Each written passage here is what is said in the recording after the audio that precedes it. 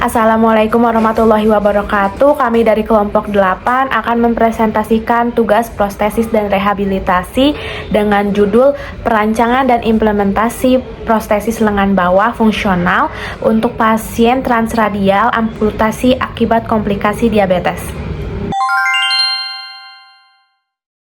Prostesis adalah alat bantuan yang digunakan untuk menggantikan bagian tubuh yang hilang atau tidak berfungsi lagi. Prostesis ini sebenarnya tidak dipakai hanya untuk orang yang mengalami amputasi saja, tetapi ada beberapa kondisi seperti kelainan bawaan, cedera berat, pasca operasi medis tertentu, ataupun kecelakaan. Akan tetapi, pada kasus amputasi, prostesis memiliki peranan yang sangat penting. Amputasi sendiri bisa terjadi karena kecelakaan, kelainan bawaan, ataupun penyakit. Seperti penyakit yang sering ditemui di Indonesia, yaitu diabetes. Diabetes bisa menyebabkan kerusakan saraf dan sirkulasi darah, yang membuat luka kecil menjadi berkembang terutama di bagian lengan dan kaki. Kehilangan tangan atau lengan meskipun lebih jarang dibandingkan kehilangan kaki dalam kasus diabetes, akan tetapi dampaknya itu jauh lebih berat. Aktivitas sehari-hari seperti makan, menulis, berpakaian, dan lainnya akan terasa menjadi lebih berat tanpa bantuan.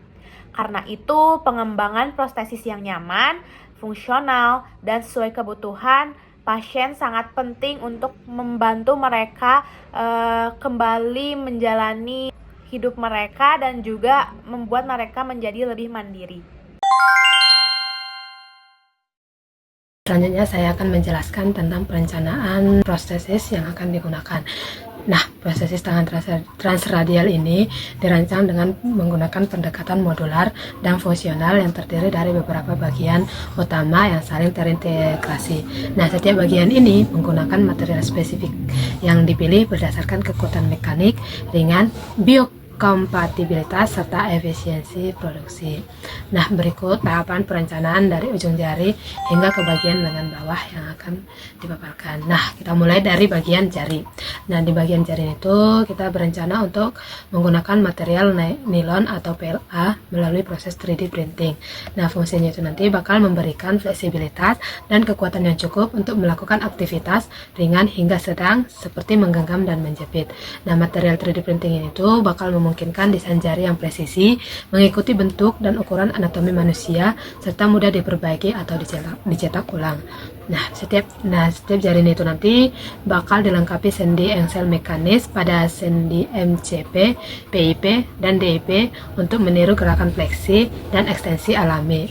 Nah, setiap gerakan ini itu dikendalikan menggunakan micro high turbo servo motor yang dihubungkan melalui sistem kabel atau linkage sederhana. Oke, lanjut ke bagian telapak tangan. Nah, telapak tangan itu rencana menggunakan material aluminium 6061 yang dibentuk secara presisi. Nah, fungsinya itu untuk menjadi basis utama tempat seluruh jari dan motor servo yang bakal dipasang. Nah, aluminium ini dipilih untuk memberikan kekuatan struktural tinggi namun tetap ringan serta tahan terhadap korosi akibat keringanan atau kelembapan. Kemudian lanjut ke bagian cover atau lapisan luar tangan. Nah, struktur material yang digunakan itu silikon rubber atau elastomer sintesis yang berfungsi untuk memberikan tampilan estetika menyerupai kulit manusia, meningkatkan kenyamanan saat digunakan, serta melindungi komponen internal dari benturan ringan dan paparan lingkungan. Nah, ini juga dapat meningkatkan kepercayaan diri pengguna dengan tampilan prostesis yang lebih natural. Kemudian kita lanjut di pergelangan tangan. Nah, di pergelangan tangan itu struktur materialnya hampir sama seperti telapak tangan, menggunakan aluminium 36061 dengan komponen rotasi tambahan berbahan nilon dan bantalan gerak. Untuk bantalan geraknya, nah, fungsinya itu memungkinkan gerakan rotasi atau pronasi dan supinasi antara telapak tangan dan lengan bawah.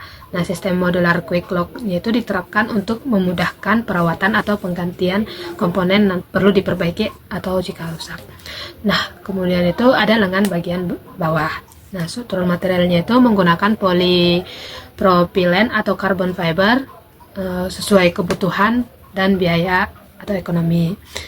Fungsinya itu pelindung utama bagi sistem aktuator, kabel, dan rangka internal. Nah, polipropilen menawarkan fleksibilitas dan kemudahan fabrikasi, sedangkan pada carbon fibernya itu menawarkan kekuatan tinggi dan bobot yang ringan untuk pengguna jangka panjang.